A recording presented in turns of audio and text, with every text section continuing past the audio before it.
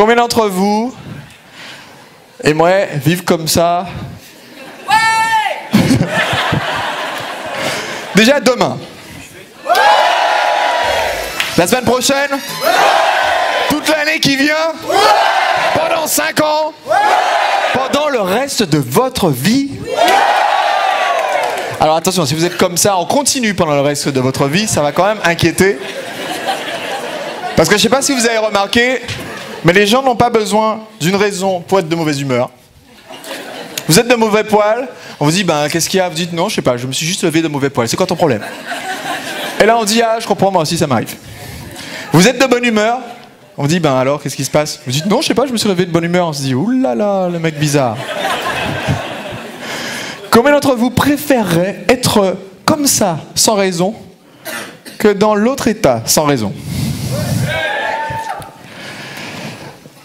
J'ai une bonne et une mauvaise nouvelle pour vous. Je quoi? Je laisse tomber la bonne nouvelle? Je laisse tomber la bonne nouvelle. La bonne nouvelle, c'est que vous savez que c'est possible de vivre comme ça, vous l'avez vécu là, vous vous êtes donné ça à vous-même pendant l'espace d'un instant, vous savez que c'est possible. Atteindre votre vision, vous savez aussi que c'est possible. Quand on se donne le temps pour y arriver et qu'on se donne l'espace pour le faire, pour sortir de notre zone de confort, faire des rencontres, apprendre des choses nouvelles et mettre en pratique, on sait qu'on va y arriver, on sait qu'on peut du moins y arriver. Maintenant, la mauvaise nouvelle, c'est que vous allez échouer. Et vous n'allez pas échouer juste une fois, vous allez échouer souvent. Et ça, il faut que je vous le dise maintenant. Il faut que je vous le dise maintenant, parce que il y a 3 ennemis de la réussite. Il y a 3 ennemis de la réussite. Le premier ennemi, c'est l'échec. La peur de l'échec. Le deuxième ennemi, c'est le perfectionnisme. Et le troisième ennemi, c'est l'abandon. Et là, dans l'état où vous êtes aujourd'hui, ça vous semble complètement impossible que vous ayez peur d'échouer. Vous vous dites, non mais c'est bon, le perfectionnisme, c'est oublié, c'est du passé, je me souviens même plus d'une époque où j'étais comme ça. Et vous dites, abandonner, c'est impossible, c'est trop douloureux, ça m'arrivera jamais. Seulement, je ne peux pas empêcher lundi d'arriver. Et je vous ai parlé plusieurs fois d'une femme entrepreneur que j'apprécie beaucoup, qui m'inspire beaucoup, qui s'appelle Suzanne Garrett. Suzanne est canadienne et elle est championne du monde d'un sport qui s'appelle l'agility. Combien d'entre vous connaissent ce sport, agility? C'est un sport qui consiste à avoir un chien qui fait un parcours d'obstacles et le chien ne connaît pas le parcours, vous devez courir tout au long du parcours en guidant le chien sans le tenir ni en laisse ni autrement, juste en le guidant pour qu'il sache quoi faire. Donc ça nécessite beaucoup de coordination, beaucoup de réflexes, beaucoup de rapidité, une bonne préparation et une excellente forme physique. Vous savez pourquoi Suzanne m'impressionne? Parce que je connais la championne de France de ce sport. C'était une de mes élèves de salsa. Et à l'époque, elle avait 23 ans. Le sport est dominé par des gens qui ont ce genre d'âge, 23, 25 ans. Suzanne Garrett, comment dire,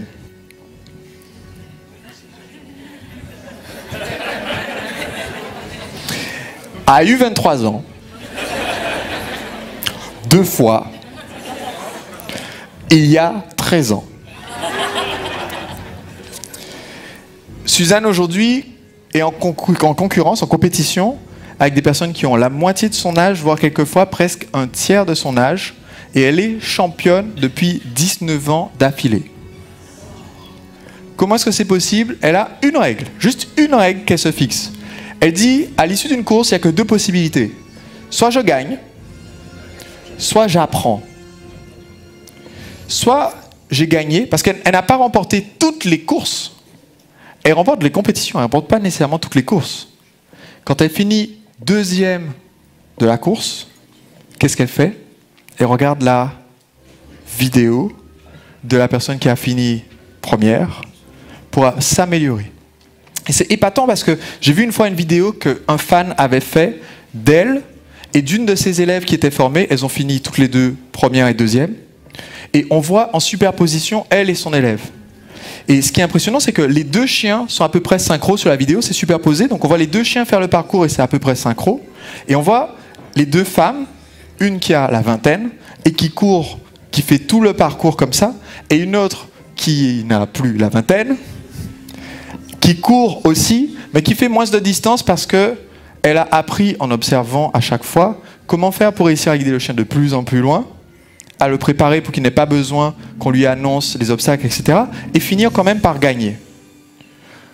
Quand vous allez sortir d'ici et que vous allez appliquer, il y a des moments où vous allez échouer. J'en ai parlé spécialement pour les personnes qui sont au niveau 4 et j'ai même rigolé un petit peu avec la traversée du désert, mais on vit tout ça à un moment donné. Vous allez faire quelque chose, ça ne va pas marcher. Et là, vous avez la décision de faire votre lycéenne frustrée qui laisse tomber ou de dire « c'est pas grave, je continue, je veux que ça marche ». Maintenant, le problème de l'autre côté, c'est que quelquefois, pour éviter d'avoir à échouer pour la première fois, on se laisse aller à une surpréparation et on tombe dans quoi? Perfectionnisme. Combien d'entre vous ont déjà entendu parler d'un sportif qui s'appelle Michael Jordan? Est-ce que vous pouvez me dire, ceux qui étaient à l'Entrepreneur Libre, vous ne me dites pas, est-ce que vous pouvez me dire, Michael Jordan a eu de nombreux records du monde au cours de sa carrière. Et il y a un record qu'il a détenu jusqu'à très récemment. Il a été battu entre premier et deuxième Entrepreneur Libre, ce record, par quelqu'un d'autre. Mais il a eu ce record pendant des années et des années après avoir arrêté sa carrière. Personne n'a réussi à battre son record. Est-ce que vous savez quel record impressionnant Michael Jordan a détenu pendant presque toute sa carrière? Lancer de panier à 3 points? Non. Il y en a qui connaissent la réponse là. C'est le nombre de paniers ratés.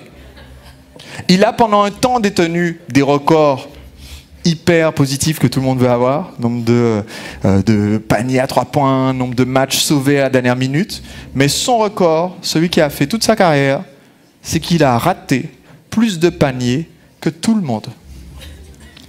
Évidemment, si vous ratez plus de paniers que tout le monde, qu'est-ce qui se produit? Comment faire pour avoir raté plus de paniers que tout le monde? Vous avez tenté plus de paniers que tout le monde. À lui tout seul, Michael Jordan a raté plus de paniers que certains n'en ont tenté dans toute leur carrière.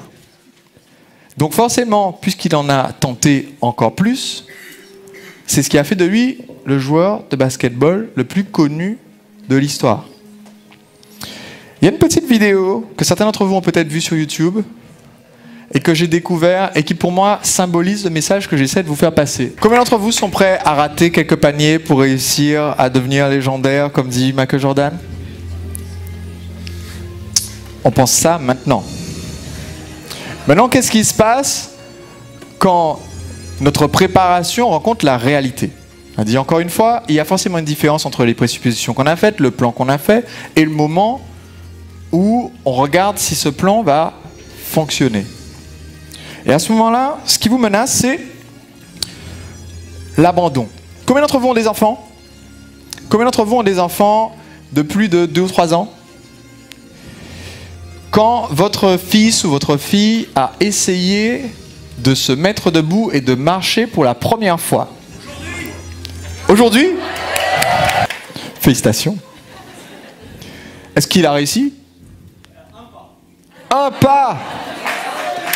Attendez. Un pas. C'est pas un marcheur, hein? Il a essayé et après il s'est vautré. Et tu as trouvé ça adorable. Et tu as dit, c'est génial! Et tu l'as encouragé. Et donc, il a gardé en mémoire, ok, j'ai fait un pas, c'était génial, c'était une super expérience. Et quelle est la première chose qu'il mourait d'envie de faire juste après? Se remettre debout pour essayer de faire déjà un pas, puis plusieurs pas. Aucun parent, j'espère aucun dans cette salle en tout cas, n'a regardé son enfant tomber au sol lors de sa première tentative et dit « Non mais si tu penses qu'en plus je vais te ramasser, alors que tu nous as vus faire, ta maman, moi, plein de gens, Au moins, tu aurais pu attendre d'être prêt. Et là, non, tu t'es lancé, c'est loupé. Bon, tant pis, rampe.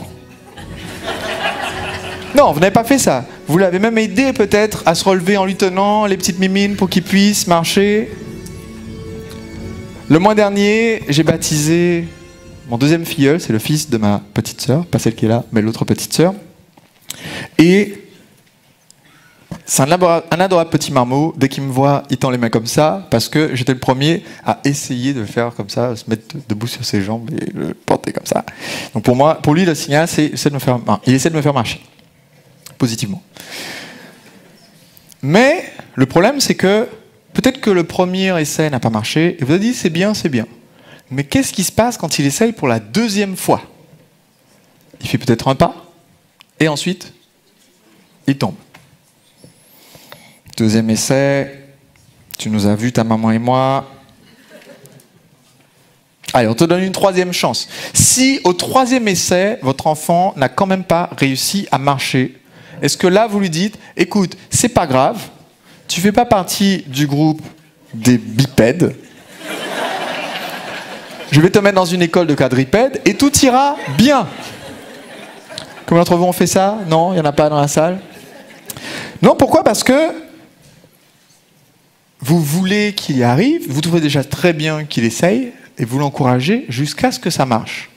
Et là, dans cette phrase, il y a une des expressions les plus importantes pour vous, pendant les 5 prochaines années et bien au-delà. Jusqu'à ce que. Jusqu'à ce que. Le gamin, il n'essaye pas une fois, il n'essaye pas 2 fois, il n'essaye pas 3 fois, il n'essaye pas 128 fois, en se disant, ok, la moyenne c'est 64 fois, si j'essaye le double de la moyenne et que ça ne marche pas, c'est que la marche, c'est pas fait pour moi. Il ne se pose pas la question, et c'est normal, hein, si ça vous est arrivé de poser la question à moi, à mon équipe, il y a des personnes qui me demandent, voilà, je suis la formation, en combien de temps est-ce que j'ai tel ou tel résultat qui va venir?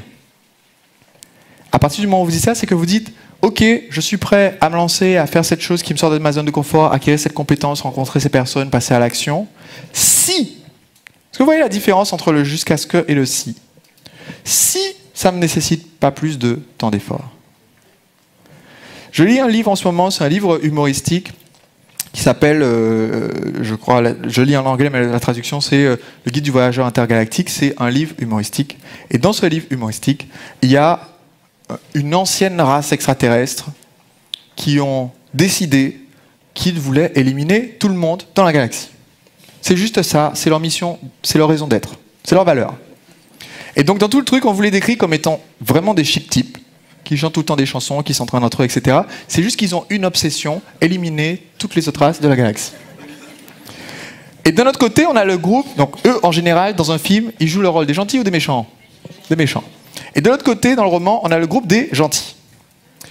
Et les gentils, on leur explique ça, on leur dit, voilà, il y a ces gars-là qui viennent et qui veulent tous nous anéantir. Et la réaction du héros du roman, il dit, c'est foutu. On lui demande, mais pourquoi? Il dit, c'est simple, eux, ils sont obsédés. Nous, on est des dilettantes. Il dit, qu'est-ce que tu veux dire par là? Ben, eux, ils ont l'obsession de tout raser. Ils vont continuer jusqu'à ce qu'ils aient tout rasé. Nous, on est là, tranquille. Bon, si on nous rase un immeuble et qu'il n'y a personne dedans, on sera un peu embêté, mais ça ira comme ça. On se dira toujours, bon, allez, on va y aller, mais si. Et dans la vie, quel que soit ce qu'on essaie d'accomplir, toujours une différence entre ceux qui disent je vais continuer jusqu'à ce que. Je vais continuer jusqu'à ce que quelqu'un regarde enfin mes vidéos et que j'ai mon premier abonné sur YouTube. Je vais continuer jusqu'à ce que je trouve un partenaire qui fasse la promotion. Je connais un entrepreneur, vous l'avez peut-être entendu parler de lui au cours des derniers jours, ou alors je vais en parler demain, qui est Justin Livingstone, qui vit au Canada. Et Justin a dit je vais faire un lancement et je veux au moins un petit groupe de partenaires actifs. Je veux 6 partenaires actifs. Donc je vais contacter des partenaires jusqu'à ce que j'ai 60 partenaires qui m'ont dit on va faire la promotion et qui se sont engagés. Comme ça, si j'en ai 60 qui ont dit on va faire, j'ai des chances d'en avoir 6 qui disent banco. Parce que vous suivez que c'est quand même un bon raisonnement. Il a préparé ça, il a fait le lancement avec 60 partenaires, du coup parce que tout le monde était engagé dedans, donc il a fait beaucoup plus que ce qu'il avait prévu. Mais ça c'est la mentalité de je vais continuer jusqu'à ce que j'ai créé cette ressource immense. Au lieu de dire, je vais le faire, mais je vais continuer. Si le premier partenaire me dit oui, je vais poser une date et chercher le deuxième partenaire. Ce que je veux quand vous sortez de ce séminaire, c'est que vous ne tombiez pas dans cet abandon, ce risque de j'ai démarré quelque chose, mais